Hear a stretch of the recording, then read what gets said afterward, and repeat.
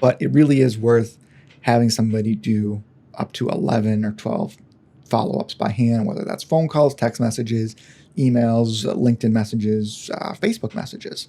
And don't be afraid to use all of the above. Find out where they hang out and message them that way. Welcome to Pipelineology, the business-to-business podcast for agencies, consultants, coaches, and businesses looking to build a pipeline of hot prospects ready to buy their products and services. Never wonder where your next client is coming from. To learn more about our strategies, services, and for resources on building your sales pipeline, visit Pipelineology.com. Now, on to the show. Hey everybody, it is Gary Ruplinger, host of Pipelineology, and today my guest is me. I'm going to be doing a solo episode today, and I'm going to be talking about following up. And this is a critically important part of the sales process, and one that is really easy to not have a good system in place, to let essentially things fall through the cracks, and ultimately you lose deals and you're not closing as much business as you could be if you just had a system in place. Now, I know sales processes can vary in length anywhere from, the hours to weeks to months to I've seen years. So the more complex the offering, the larger the companies you're targeting, obviously that can play a large part in how long that sales process is, right? If you're selling airplanes, your sales process is much, much longer than, say, if you're selling automobiles. And the other thing is that not everybody is ready to buy today. They might be interested.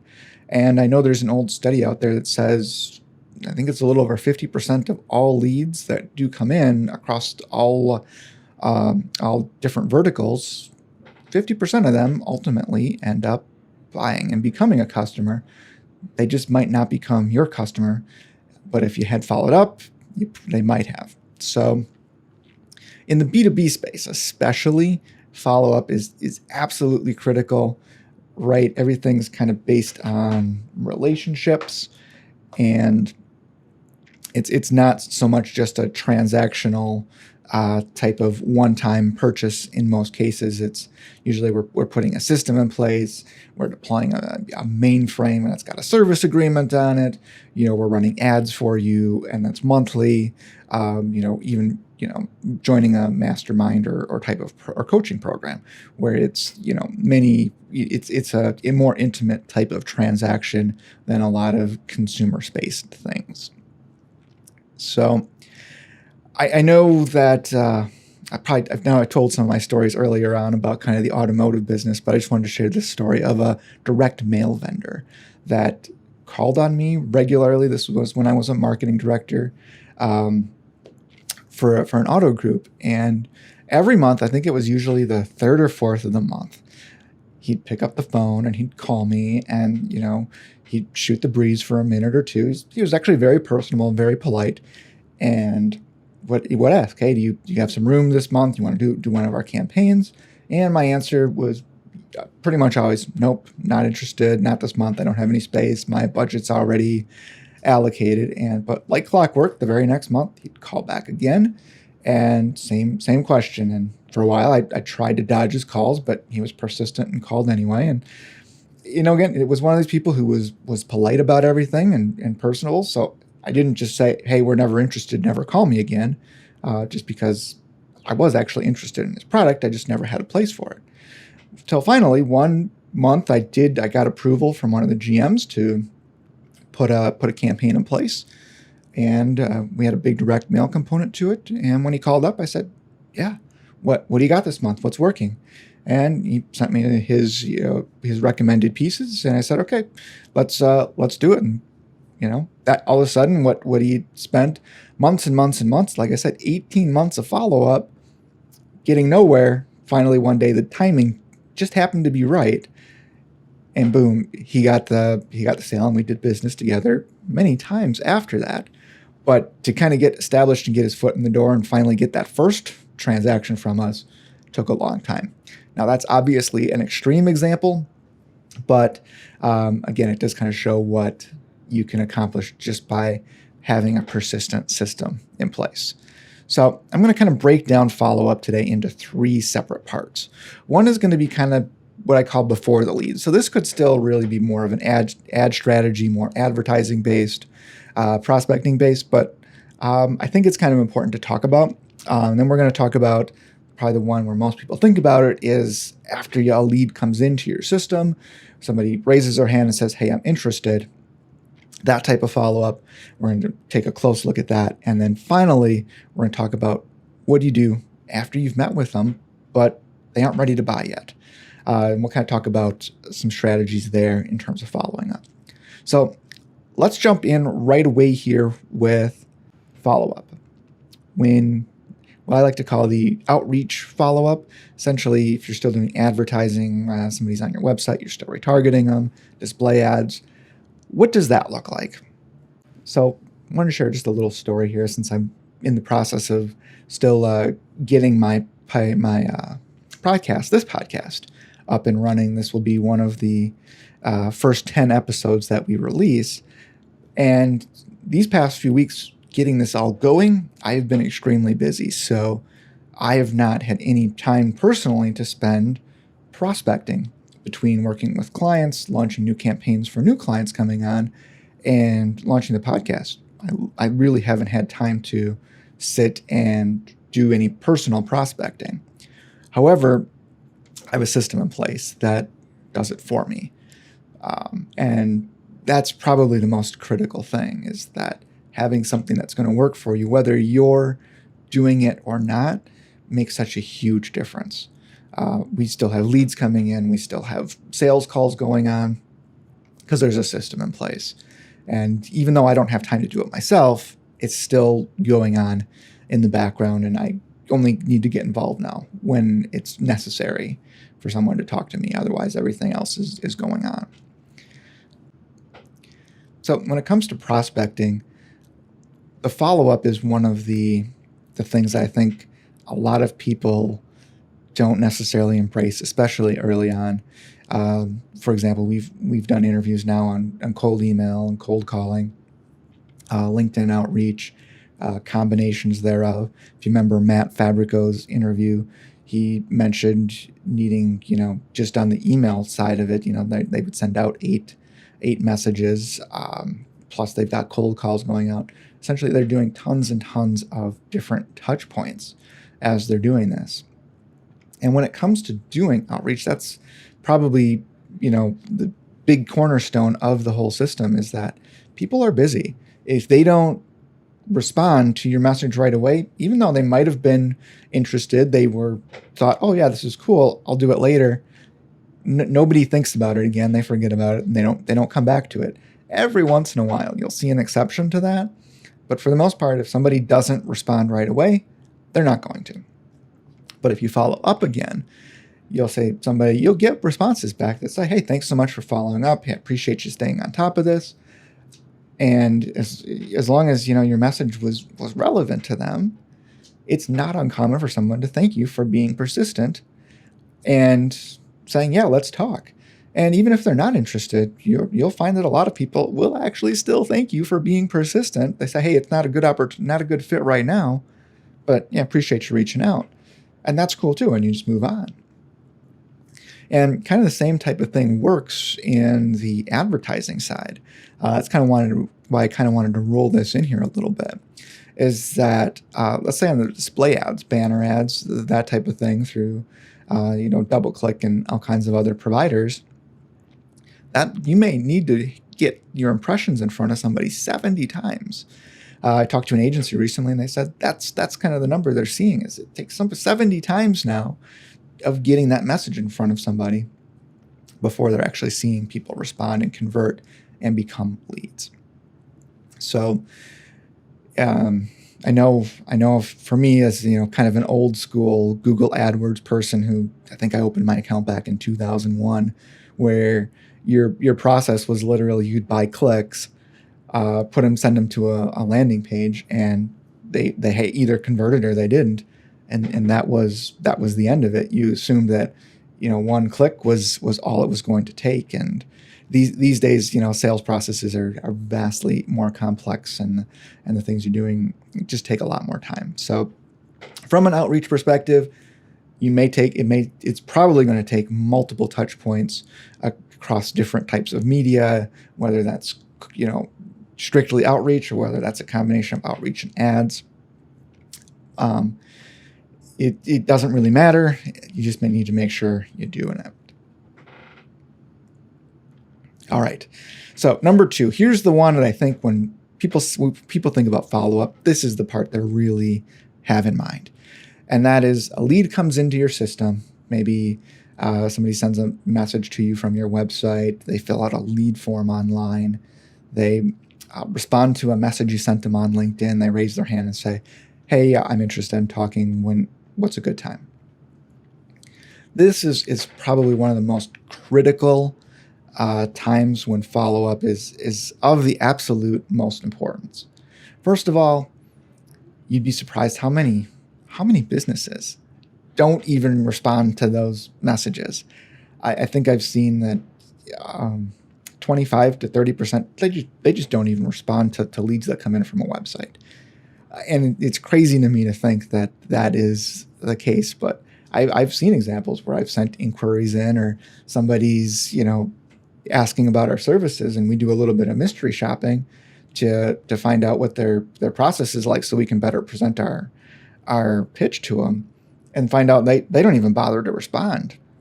And, for those types of cases, since we do outreach for them, if they're not responding to the leads, we know they're not going to get good results. So we'll politely decline because, well, if they're not getting good results, they're going to be unhappy. They're going to say, hey, something's wrong with your prospecting. And rather than playing the blame game with them, we just pass on those. So let's talk about following up with a prospect when it comes in. So first thing you want to do is you want to get back to that person quickly with an intelligent response. There's old studies out there now from, I think, 2008 or so, saying, maybe it's 2010, something like that says you want to get back, you have the best chance of getting somebody on the phone if you get back to them within 5 minutes. And we've tested things like that out over hundreds of thousands of leads and have found that, by and large, that holds true. The big one caveat I'll give you is make sure that when you're following up, you've taken the time to read what their request is so that you can speak intelligently about it. I have seen some cool technology tricks that will say as soon as somebody submits a lead, it initiates a call right back to them immediately and then connects one of your business development representatives to them. And we actually found that while that was extremely fast and the connection rate was high, that it didn't necessarily result in more appointments or sales. It actually reduced them because the person on our side wasn't prepared to take that call and speak intelligently about what they had inquired about. So if it takes you 10 minutes, it's okay if that's what it's going to take to get back to them with an actual response to what they asked about. And if the question is, it's going to take me, a couple hours to figure that out, just shoot them a quick message, say, hey, I got your message. I need to look, and check on the status of something, whatever that may be, but we'll get back to you within 2 hours. So how often do you follow up? Again, this kind of depends. If somebody's raised their hand and said they're interested, that might be every day. That might be every other day. That might mean that the first week you follow up 3 times the first week, and then once a week thereafter. There's lots of ways to do this, but when somebody's brand new, you want to get back to them as fast as possible. And it's okay even if you follow up with them twice that first day, just to get that message going and start coordinating schedules and figure out when they want to come in, when they want to get a meeting, when they want to do a demo, whatever it is you're offering. And I know one of the big questions is, well, how often should I follow up? I remember a guy at a dealership telling me that his process was, he got a lead, he'd call him on the first day once, he'd call him on the second day once, and he'd call him on the third day once. If he didn't hear back from them, he would just kill the lead and move on. And he was wrong, because those leads, we actually took some of them and tested it out and got appointments, got sales from just following up a little bit longer. Now, of course, there's a point of diminishing returns somewhere around the 11 or 12th follow-up.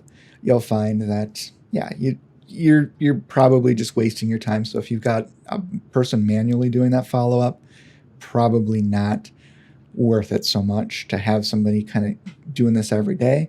But if it's a high enough ticket price, perhaps it is. But usually in that case, it makes sense to put it more into like an automated nurture sequence that can be sent from a CRM or an autoresponder or something automatically, and just send them follow-ups once a month or something like that. But it really is worth having somebody do up to 11 or 12 follow-ups by hand, whether that's phone calls, text messages, emails, LinkedIn messages, Facebook messages.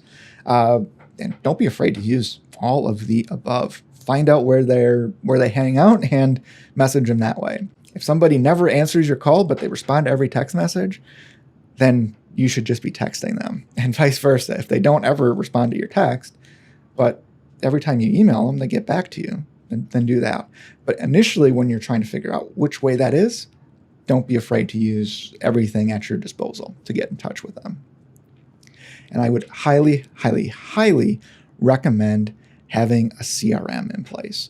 And I know CRMs can seem very tricky and complicated and with a very high learning curve. And fairly, a lot of those things are true about CRMs. They can be pretty complicated. But as you build up a pipeline of prospects, it's really hard to keep track of everything in your head, right? If you're a new salesperson and you're a week or two on the job, you could probably remember all of your prospects by name and keep that in your head. Fast forward another 2 weeks, and things are probably starting to get a little fuzzy, and 3 months in, there's no chance you're remembering who everybody is unless you've got a system for keeping notes and just keeping track of who everybody is. Now, there's old school systems, right? You talk about people who've got Rolodexes and notepads and note cards and all those things to keep track of them. But this is 2020 when I'm recording this. Online CRM systems are absolutely going to be the best way to do it. There's just so much easier to do. But you know what? Do what works for you. I'm not here to tell you you're wrong. I'm just here to tell you, whatever works. But I'd highly recommend putting everybody into a CRM. Finally, let's talk about what's going to happen after the meeting if somebody doesn't close. So you do your presentation, you do your demo with them, you ask for the sale, and they don't say yes, and they don't say no. So this could be one of those long, conversations about closing and techniques and how to get a yes or a no. But we're going to save that for a different time. We'll bring in an expert on that, as I'm probably not the best person to talk about closing. Honestly, I do it more intuitively than anything, so I can't really explain my technique for doing it, and I know there's some other great people out there. So we'll get an expert on there on the actual closing. But let's say you did your best to close them, but nonetheless, you didn't get a yes and you didn't get a no. You gotta send me some information. Let's talk next week. I need to speak to blank. Can we follow up? Hey, I'm interested in this, but I need to do blank and blank first, and so on and so forth. So I know for some people, they say, I don't have anybody to keep following up with after a meeting because they either buy or they die.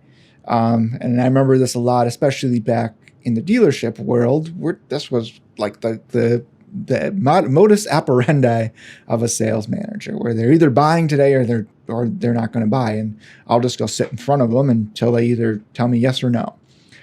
But I'll tell you, I worked with I had a colleague back then in the dealership world, and you know what he would say, and despite the fact that the sales managers didn't really like it, but keep in mind he was also there on average the top guy in the dealership in any given month, and he would say, I'd love to sell this car today, but I need sales next month too, so it's okay. So right, I mean, there's all kinds of things you can do for urgency, but by taking that approach of not making it so that their only option is yes or no, he did get people to come back to him because they respected him and felt like he was respecting their boundaries and their feelings as well. So when we get back to the B2B space, well, it becomes even critically more. So again, remember, this is usually about long-term relationships. You're looking for long-term engagements with people, something where month after month, they're going to be working with you. So let's talk about how to follow up after a meeting. So one of my favorite things to do is I send a thank you card. Handwritten. I'll actually write it out, put it in the mail, and as long as I know that the decision isn't likely coming tomorrow, and in my case, a lot of cases it's not. It's several days out. It might be next week. It might be 2 or 3 weeks from now. So especially in those cases, I like to take that personal touch of sending out something tangible that they can hold. Just something that literally probably takes me 60 seconds to write out by hand, and maybe another 60 seconds to address.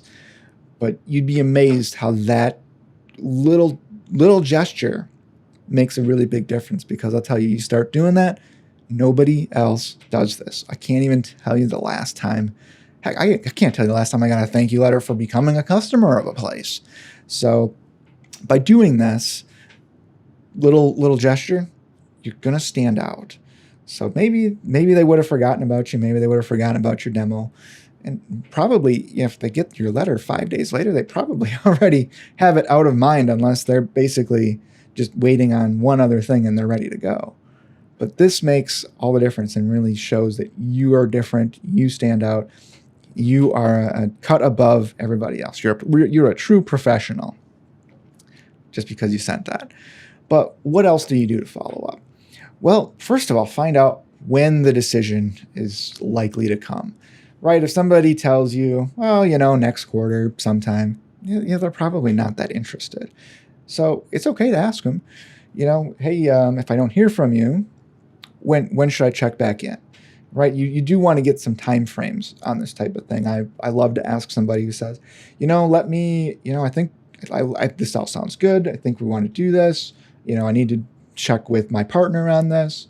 And I'll ask him, great. Do you plan on talking to your partner over the weekend, or is this a 2 or 3 weeks in the future type of thing? And they'll say, oh, no, I have a meeting with him scheduled on Thursday. I'll let you know by Friday. And I'll ask him, great. If I don't hear from you on Friday, do you mind if I follow up again on Friday afternoon or on Monday? And I know if you're not in sales, that seems really forward, but I'll tell you, this is something that you should just make a habit, because you know what they're going to say? They're going to say, yeah, of course. I almost never get a no just asking somebody that question. Again, it just demonstrates that you're a professional, and essentially you're just saying, hey, I know you might get busy and you might, not check back with me. And basically this, if they do say no, that entire thing was just to blow you off. So, if you can get a no from them when it saves you a whole lot of follow-up, it's worth getting. But let's talk about the follow-up after this process. So I will follow up with somebody who says, okay, I'll follow up when we've agreed to. And you know what? A lot of times I don't hear back. I know, shocking, right? Somebody says, hey, we're thinking about it. Can you follow up at this time? And, they weren't ready that day. They're not ready in the day they said so. So what do? Well, I generally like to, especially that first month, I'll continue to reach out to them every week, and then maybe every other week, and then maybe once a month I'll check back in. And, after 3 to 6 months, hey, you know what? I'll just send them a quick one-liner. Hey, how is everything going? I'll either look them up on LinkedIn. I'll just shoot them a quick message. But it's interesting. I used to, essentially, anytime I needed a client, I would go back into my Facebook Messenger, because I had a lot of prospects in there at one point, and I would just reach out and say hi to everybody. Hey, how are things going? And just figure out, see how everything's, how's business these days? And, people would reply back, oh, yep, thanks for checking in. Nope, we're good. But if I sent out 15, 20 messages like that, usually one person would respond back without me prompting them. Oh, hey, you know what? We are in the market for, prospecting services, which was what I was selling. Can we talk? So even long dead leads, if they didn't say no and they didn't respond and they just kind of fell off the face of the earth, you can just rekindle them by just reaching out 6 months, 9 months down the road and starting that conversation back up, even if you followed up with them again several times, that first week after they've responded, and maybe, like I said, once a week after that. But, follow up gets slower and slower as you go along. And it's not rocket science about what you say. You can just, check back. You can just say things like checking back in with you, just want to see if you made a decision yet. You can feel free to send, case studies and results like that. But even just having a conversation, just talking to somebody goes a long, long way. Doing something when it comes to follow-up is better than doing nothing. So if you don't know what to say, just reach out and say, hello, how are things going? Maybe not the finest, most, brilliant message ever, but if it starts the conversation up again, it is worth it. So that's my take on following up. It's one of the most critically important things for any sales pipeline, because not everybody is gung-ho, ready to go right away today. They might not respond to your advertising right away, or your messaging, your outreach right away. But if you keep messaging them, the timing might be right. They might, have said, hey, yeah, I'm interested, let's talk. But, life gets in the way. They get busy, their kid breaks their arm and they go to the emergency room and they ghost you for the next 3 weeks. And then all of a sudden they're back and they say, oh, yep, sorry about that. Had some family issues, but yeah, I'm ready to talk now. By following up, you're there again when they're ready. If you didn't follow up and you assumed, I called them for 3 days and they didn't answer, apparently these people are terrible, that person's going to buy from somebody else. And then finally, after the meeting, if they don't say yes or no, continuing to just drip on them. Remember, send thank you notes after your meetings. It's going to help you stand out, especially if they're not ready to make a decision right away.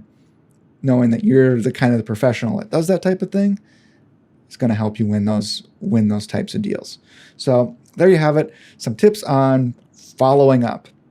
Appreciate you taking the time to listen to today's episode. And you know what? I'll see you on the next one. I'm looking forward to it. Take care, everybody. Thanks for listening to the Pipelineology podcast. We hope you enjoyed today's episode and look forward to seeing you on the next one. If you enjoyed this episode, please consider giving us a review on iTunes, Spotify, or wherever you listen to podcasts.